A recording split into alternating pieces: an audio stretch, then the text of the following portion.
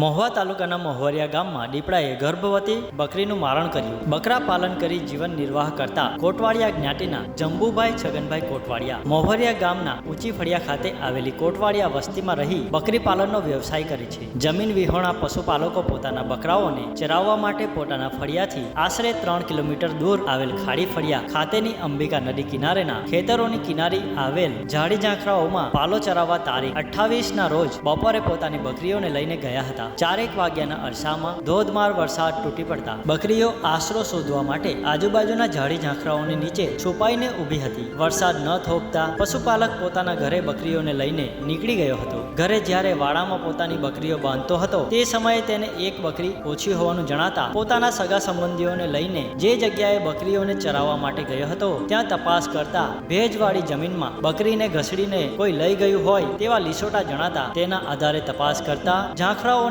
અંદર ગર્ભવતી બકરી મૃત અવસ્થામાં પડેલી જોવા મળી હતી. બકરીના ગળા ઉપર દાંત બેસાડ્યા હોય તે પ્રકારના જખમના નિશાનો જોવા મળ્યા હતા. આજુબાજુની ભેજવાળી જમીનમાં દીપડા જેવા કોઈ જનાવરના પગલાઓ પણ તેમને જોવા મળ્યા હતા, જેથી તેઓ ગામના સામાજિક કાર્યકર એવા હેમંતભાઈ ચૌધરીને જાણ કરતા તેમણે તાત્કાલિક મહુવાના બોરિયા રેન્જના વન વિભાગના અધિકારી વર્ષાબેનને જાણ કરતા વન વિભાગ દ્વારા દીપડાને પકડવા માટે પાંજરું મૂકવા માટેની તજવીજ હાથ ધરવામાં આવી છે. ગરીબ પશુપાલકની બકરીનું વન વિભાગ દ્વારા યોગ્ય વળતર મળે તેવી લાગણી ગરીબ આદિવાસી પશુપાલકે વ્યક્ત કરી છે. નદી કિનારે ઘણા ખેડૂતોની જમીન આવેલી હોય, ખેતી કામ માટે દિવસ રાત તેમને જવું પડતું હોય, હિંસક જાનવર ખેડૂતો કે ખેત મજૂરો પર હુમલો ન કરે તે માટે આગોતરા પગલાં લઈ સત્વરે હિંસક જાનવરને પકડવાની તજવીજ હાથ ધરવી જોઈએ એવી ખેડૂતોમાં માંગ ઉઠવા પામી છે.